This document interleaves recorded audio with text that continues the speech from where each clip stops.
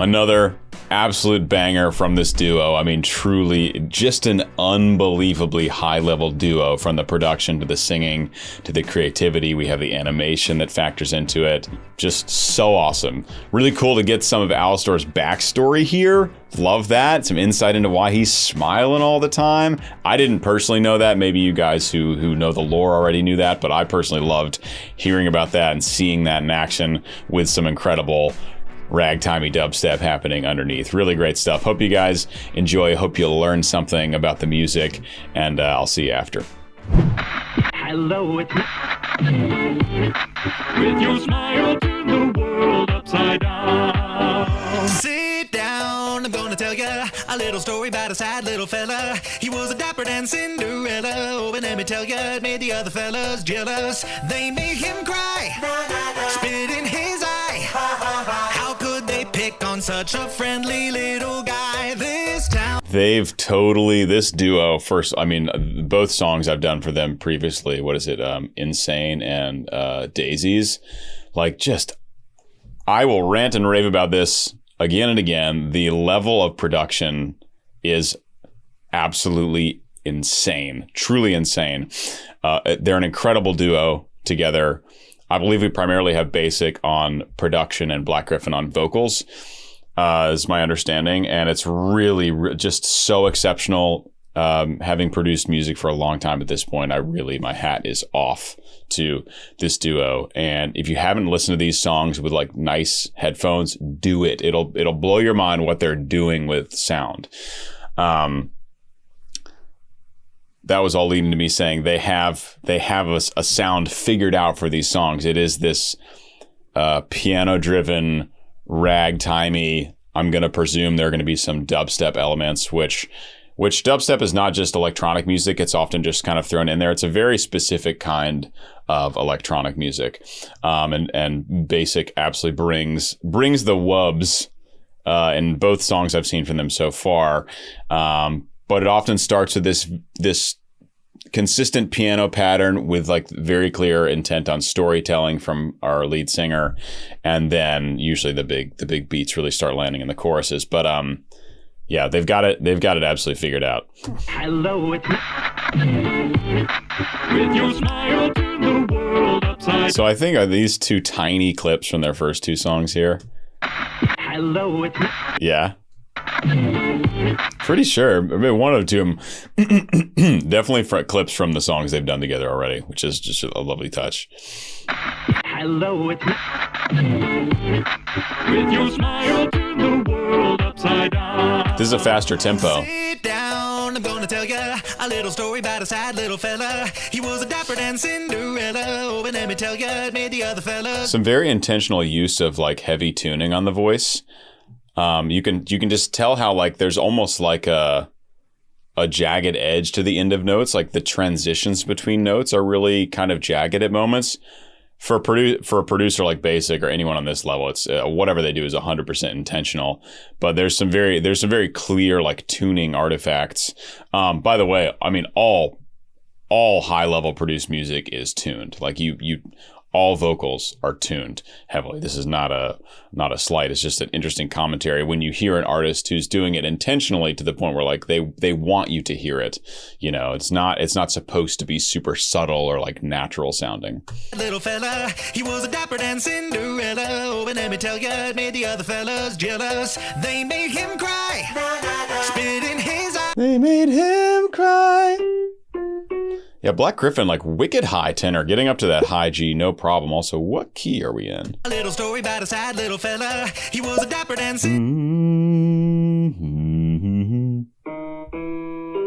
Go with E minor for now. Sit down, I'm gonna tell ya a little story about a sad little fella. He was a dapper Dan Cinderella. Yeah. Oh, and let me tell ya, it made the other fellas jealous. They Like that. made him cry, spit in his eye. How could they pick on such a friendly little guy? This town was kinda broken, not the kind of place you'd leave your doors open. Full of backwards broke men, still he was scoping. Yeah, God, he was piano. hoping. Piano going absolutely crazy. Like really, really virtuosic piano happening. And we got some other added like percussive elements to just push this song along, similar to what they've done in the previous songs. It's like verse 1's pretty stripped down. Verse 2, some more moving elements to kind of push us towards whatever's going to happen in the chorus. Guy, this town was kind of broken. Not the kind of place he'd leave your doors open. Full of backwards broke men. Still he was coping. Yeah, he was dreaming, hoping he'd get away. Ooh. Maybe someday. But on the radio, his mama used to play. So we get this very lush, bassy synth that comes in. Now, this is not yet in the world of wubs and like bass drops yet, but we just get a foundation of bass that was previously missing. There was really no bass frequency in the sound thus far. And then the bass, and I think what this pre-chorus is really comes in, and it really fills out like the bottom part of that soundscape. Yeah, he was dreaming, hoping he'd get away. You hear how much fuller the sound is when that is. Bass is also uniquely omnidirectional compared to higher frequencies. And so when you have something in the bass, you kind of feel it everywhere in the sound, whereas opposed to like a higher pitched sound, it really gets placed more. A bass sound, it permeates through escape much more. Still he was coping. Yeah, he was dreaming, hoping he'd get away. Maybe someday. But on the radio, his mama used to play. It feels like all the world is wearing a frown. Put a smile on and spread it around. With your smile. Oh, this is cool. Oh my God, they're about to hit us in the face on this chorus. So they've taken away, they're putting the sound through this old frequency, a lot like Alastor's voice. And very old school timey, very much representative of the time period they're representing here. Representative of what they're trying to represent. Well done. But what it does is it builds the anticipation for that full sound spectrum to come back, because what you get in a radio auto filter essentially is you remove some of the high frequencies and some of the low frequencies. You just get kind of a middle band of frequency. And it's really cool to do that in the pre-chorus, because the pre-chorus is already supposed to build towards a drop or a chorus of some kind. And then they take that one step further by removing like a lot of frequency from the sound. So when the chorus hits, it's going to be absolutely bonkers. But we do get this kick snare. We do get that, but it's so filtered that it doesn't have that, the heaviness of the kick doesn't hit, and the crispness of the snare doesn't hit either. Radio, his mama used to play. When it feels like all the world is wearing a frown, put a smile on and spread it around. They're so good at capturing this like weird kind of creepy vibe with their sounds. There's something creepy about it in the way that it's edited as well. Is wearing a frown, put a smile on and spread it around. Your smile turned the world upside down. Yes. Whoa.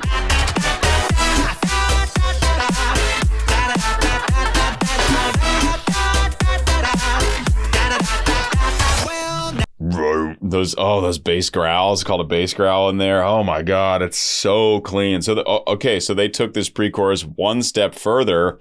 It goes from the filtered sound, then they remove the kicks and snares, and it's there's almost nothing happening before the drop comes in. So the drop hits like twice as hard, and then we get the classic, basic hard kick snare. We're in that ragtimey dubstep feel. He even threw in some bass growls, which are really, really cool. And it feels very much like the first two songs, which is great. That's not a slight. Like, I think they have cracked the code on alastor coded, like modern ragtime dubstep. Niche, very awesome. I'm thrilled to see that these songs are so popular, because if you throw together ragtime and dubstep, those are two things that just not many people listen to nowadays. And the viewership and listenership on their songs is massive. I love that. With your smile, turn the world upside down.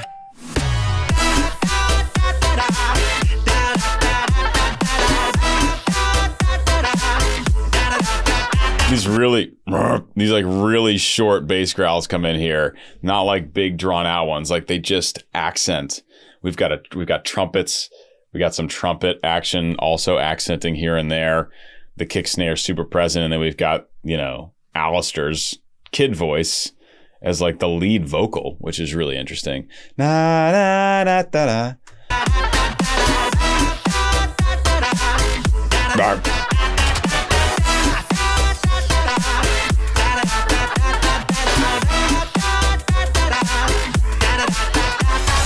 Yeah, so unbelievably crisp. The production it's comical how clean it is. It's just unbelievable. Everything's so easy to hear. Now he had the spirit, and he would smile every time he'd hear it. So he knew every single lyric, oh, when he would sing it, and in his sleep he'd dream it. Nice. We get a nice low bass here that we did not have in the first verse, and we get a little preteen or early teen Alastor here, growing up. That's cool. We get to see his story.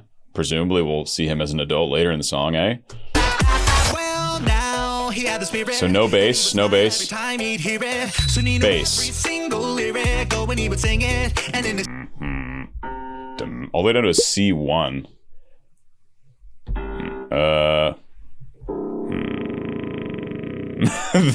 That one in a super low sub bass. every time he'd hear it, so he knew every single lyric, oh, when he would sing it, and in his sleep he'd dream it, all day and night, through every fight, you wouldn't judge him if you knew what it was like. It's actually very similar, the second verse, to our first verse, but the bass adds a lot. The bass fills out that sound like I was talking about earlier. Every fight, you wouldn't judge him if you knew what it was like, and how his luck would have it. And Black Gryp0n's vocals are really, really lovely. I mean, they're so pure, so clean. He's got such easy access to his high range. He's really good at text, like actually speaking the diction really quickly to the words and making that clear. It's a whole entirely different skill from singing. It's really a lovely voice, a lovely tenor voice. And yeah, I need to check out more of his stuff. I've only seen his stuff related to Hazbin, but just very clearly a strong singer with a lot going on. And again, this duo with these two is really peak. Judge him if you knew what it was like, and how. Wow, there's some really cool added like Imogen Heap style vocal harmonies happening around the solo voice. Really, really subtle. I don't know if you have any hope of hearing that without studio headphones, but I've never noticed that until this moment. Be dreaming all day and night, through every fight, you wouldn't judge him if you knew what it was like. Oh my, it's so subtle, but you can hear it on You Knew What It Was Like. It's like a intentionally robotic repositioning of a vocal harmony, supposed to be highly edited and kind of synthetic sounding. It's really, really subtle. All day and night, through every fight, wouldn't judge him if you knew what it was like. But listen for that on If You Knew What It Was Like. Every fight, you wouldn't judge. It's there too, actually. It's through this whole section, really. Day and night, through every fight, you wouldn't judge him if you knew what it was like. Knew what it was like. And it's like it's most prominent there on Knew What It Was Like. It sounds very robotic. Again, if you're not listening on studio headphones, and even if you are, you might be like, dude, you're crazy. If you're not, then I'm just rewinding this section over and over again for no reason. Every fight, you wouldn't judge him if you knew what it was like. Last thing I'll say, you will hear vocals like this in Daft Punk, for example. That's probably the best example of like in like a modern era of a group or a duo that uses that style of vocal editing. Daft Punk. Every fight, you wouldn't judge him if you knew what it was. And we go on. And how his luck would have it, he got rewarded for his weird new habit. He earned a Crazy piano. sack of cabbage, and he planned to stash it till he was living lavish. That fateful day, he ran away, and he could hear the song his mama used to play. So I guess he wasn't evil yet. So he must become evil. Dr. Evil. I just rewatched the first two Austin Powers movies. They absolutely hold up. He must not be evil yet. I get so distracted by the music, but I've been following his story, but I don't know. I missed the evil tendencies if they're in there so far. Till he was living lavish that fateful day. Hear the song his mama used to play. When it feels like all the world is wearing a frown, put a smile on and spread it around.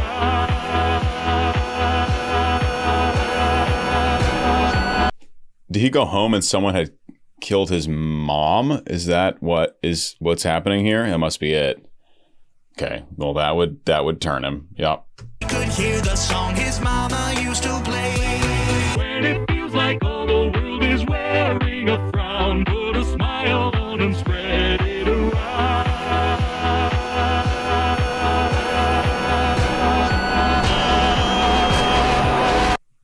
Extended pre-chorus here. We get the production has been extended in this pre-chorus to allow for the axe chopping. It's added a few bars, longer time, building more suspense. Yeah, great tool for songwriting and great for this moment. Extending. With his He's smiling. I was about to say he is smiling while he's doing this, by the way. Bigger and bigger. With his smile, he turned the world upside down.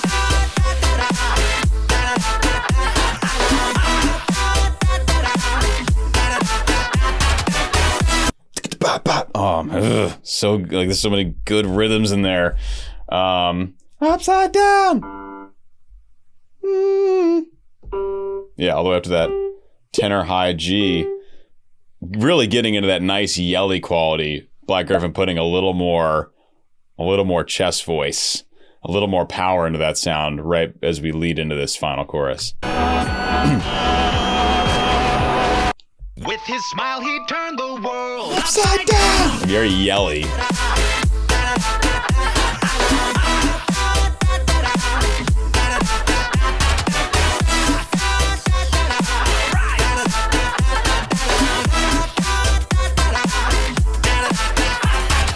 When it feels like all the world is wearing a frown, put a smile on and spread it around. Okay. Yeah. Okay.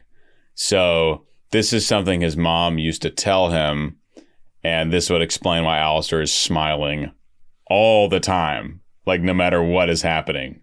Happy, sad, angry, peeved, excited. There's always some kind of smile on his face. A frown, put a smile on and spread it around. With my smile, I turned the world. And he gives Charlie some kind of speech in season 1 about how you don't want to let people know what you're actually thinking, basically. And so wearing a smile is, a proper way to do that, to mask that.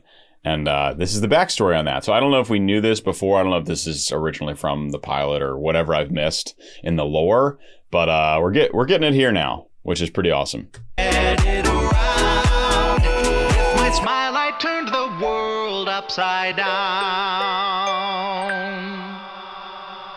Not the set of teeth. Yep. This duo is unbelievably good. So good. I don't know what my favorite is of the three. Probably still Insane, but that also might be because that was the first time I had ever heard world-class produced ragtime dubstep. You only get that experience once, folks. So I think a lot of us are probably, the primacy bias, or liking this one more would be the latency bias, I believe, in psychology. I think primacy bias is what you see first, you get kind of attached to. Anyway, really fun. Guys, hope you learned a little bit about music production or gained appreciation for any musical aspect. That's what I'm here to do. I'm here to guide you and enhance your musical journey. So I hope I did that.